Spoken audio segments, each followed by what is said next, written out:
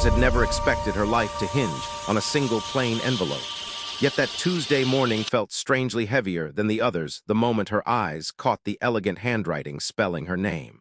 In her small Phoenix apartment, the sound of a faulty water heater rattled like a warning, but she ignored it as she tore the letter open, standing between her daughter's half-packed lunch and overdue bills that seemed to multiply overnight. She blinked at the words 3 times before they settled into meaning. She was the sole inheritor of a massive estate belonging to Captain James Aldrich, an old man she had helped only once at the VA hospital during a shift no one remembered but her. At the time, he had seemed like another forgotten veteran slipping through the cracks, one more soul weighed down by years nobody cared to ask about. And yet here she was now, clutching a letter that threatened to upend the very ground beneath her feet. As she rushed Sophie to school that morning, the child chattering about spelling tests and recess, Maya felt her heart beat in a strange rhythm, half fear, half possibility. By the time she sat across from the estate attorney that evening, staring at keys heavier than her own doubts, she realized her kindness had been noticed by someone who carried secrets far larger than gratitude. What she did not yet understand was that those secrets would demand more from her than she had ever been asked to give. Driving toward the mansion that Saturday felt like crossing into a world that should never have belonged to someone like her. The old Honda strained up the winding hills, and Sophie pressed her face to the window, eyes wide as the scenery shifted from city grit to open desert dusted with ancient saguaros. When the mansion finally appeared, rising behind 2 cracked stone pillars like a forgotten castle, Maya's breath caught with a mixture of awe and dread. The house was breathtaking, but it wore its abandonment like a faded bruise, cracked stucco, silent windows, and a dry fountain littered with leaves. Inside, dust floated through beams of sun like unspoken memories. Furniture sat beneath white sheets, rooms stretched wider than her entire apartment, and echoes carried too clearly for comfort. Still, Maya explored slowly, her fingers brushing along smooth banisters and forgotten picture frames showing a younger Captain Aldrich, surrounded by pilots who looked carved from courage. In his study, a leather-bound journal waited like a confession, filled with coordinates, missions, and entries that trembled near the end as the captain documented not only his illness, but the burden he had carried alone for decades. It was there in that quiet room overlooking the Arizona hills where Maya first sensed that the house was more than an inheritance. It was a threshold. Something beneath her feet, beneath the walls, beneath the captain's silence, was waiting to be uncovered. Sophie's voice calling from the kitchen would become the key that turned the lock on everything that followed. The humming behind the pantry door unsettled Maya in a way she couldn't explain. It was too mechanical, too steady, too intentional to belong in a forgotten home, and it pulled her curiosity down a narrow staircase she never knew existed. Motion-activated lights flickered awake, illuminating concrete walls and an impossibly large basement that stretched far beyond the footprint of the house above.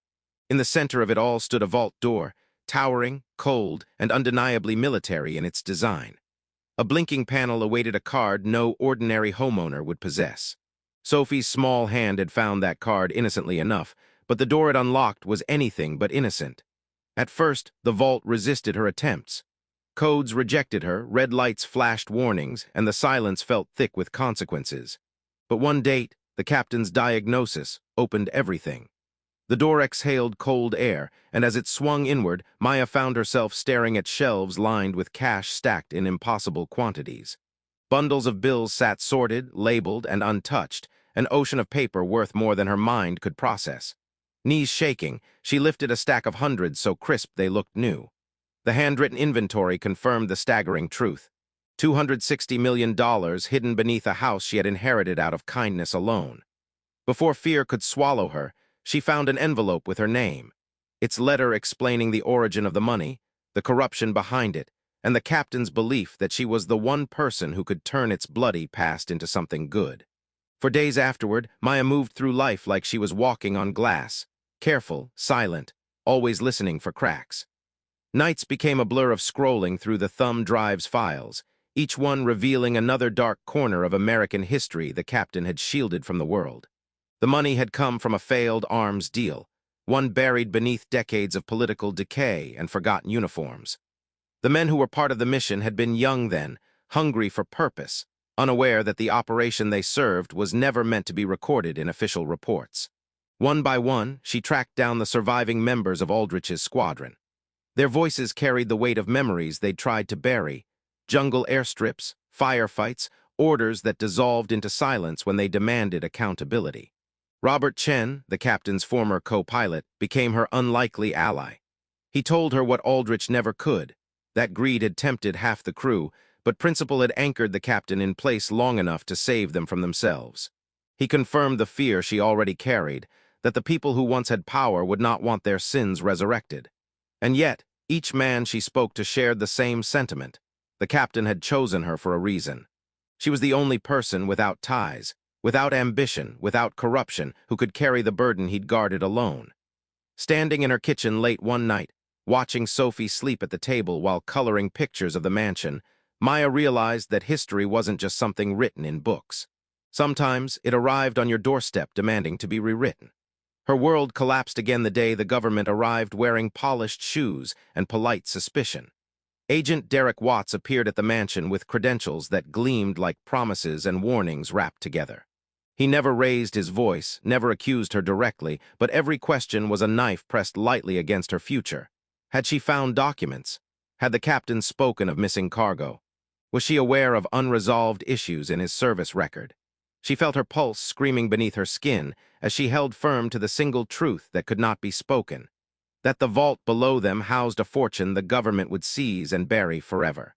When the agent asked to search the house, Maya drew strength from a place she didn't know she possessed. She refused, asked for a warrant, and managed to keep her hands from trembling until he stepped outside. But his departure did not bring relief.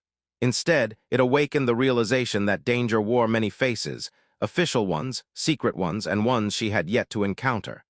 That night, her lawyers worked frantically to create protections.